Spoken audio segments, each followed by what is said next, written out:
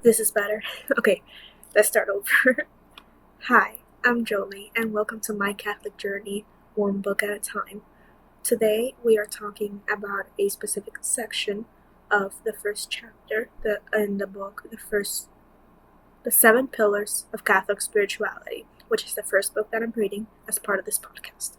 The first chapter is about confession, and I wanted to make a separate video for this section because we are going to be talking about common objections, and that's a little scary.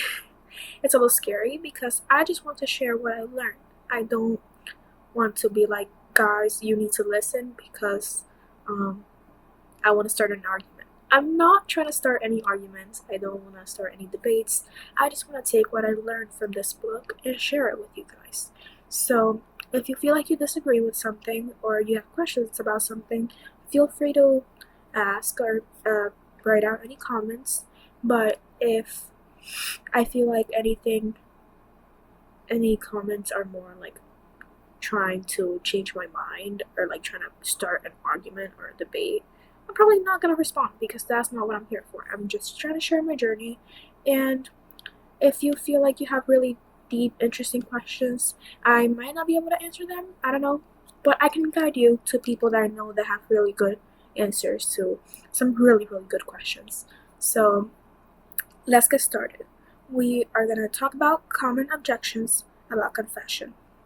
Objections you can hear from non-Christians is that people think that they don't sin or that sin doesn't exist. We see ourselves as generally good. That leads you to overlook the deep-rooted nature of sin within us.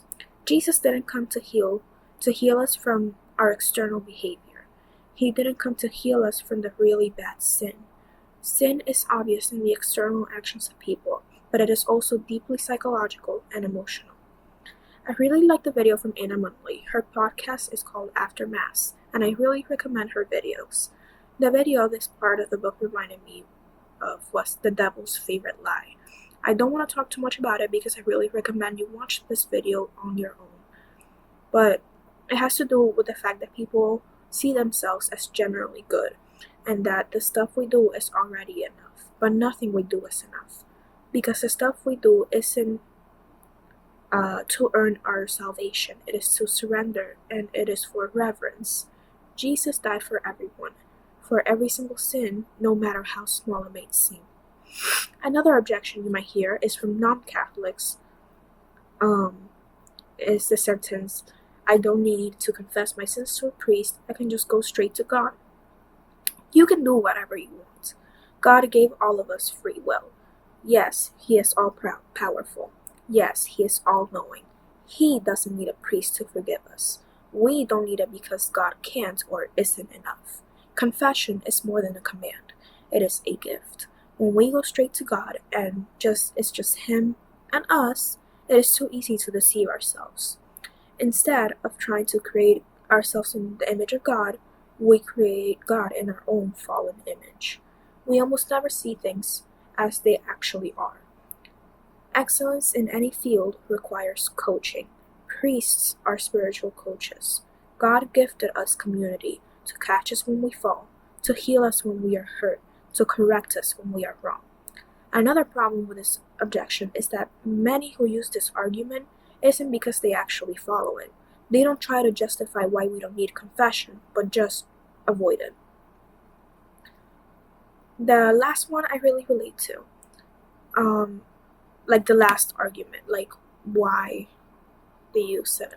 I thought all the time when I left the church that confession is not necessary, that God just forgives us and we don't need to do anything else. Which, yes, God is the one that forgives us and we don't need to go to Him and we don't have to do things to earn the salvation. But confession, like I said, is a gift. When I took matters into my own hands, I didn't truly heal. God loved me and kept His arms open, but I didn't have them open all the way like He did. Confession is a way for Him to let us reach out to Him the way He reaches for us. Without confession, I made so many excuses for my sin.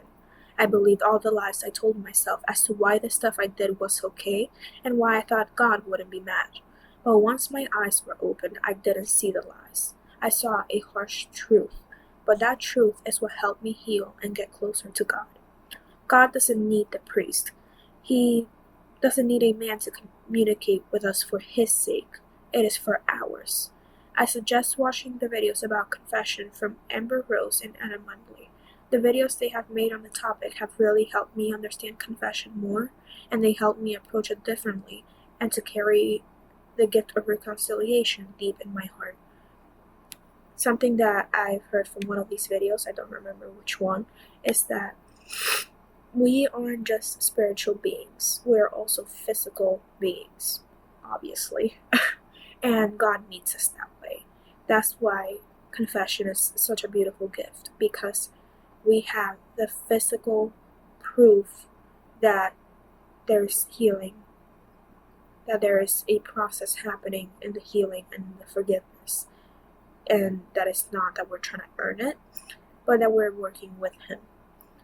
The last objection mentioned in the book is that this sacrament, the sacrament of confession, of reconciliation, was only instituted in 1215.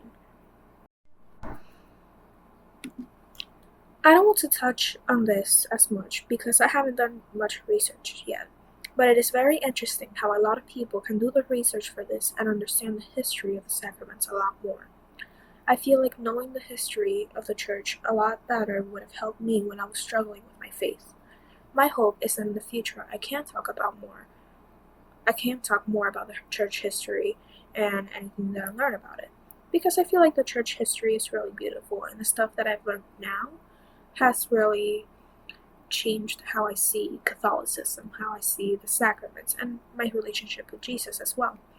So do your research, learn about church history, learn about the early church, the church fathers. It is very worth it and really eye-opening. That is all I have for today. Thank you so much for listening to this part 2 of episode 1. And I hope that any of this helps you understand confession a lot better. And if you feel inspired to read this book, I really suggest that you do. I am quite far into it now, and it is so worth it. So, thank you for joining me today, and until next chapter, bye-bye.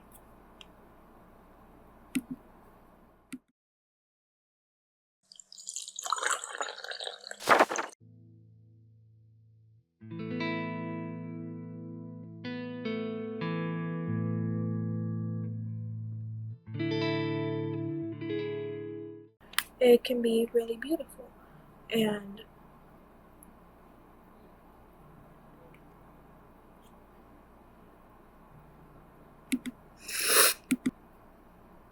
I feel like I can't read what I actually wrote.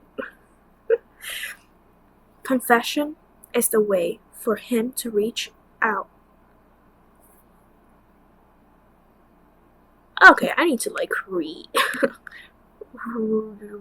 something over here. Hi everyone, I'm Jolie, and welcome to my cafe. I forgot my mic. I forgot my microphone.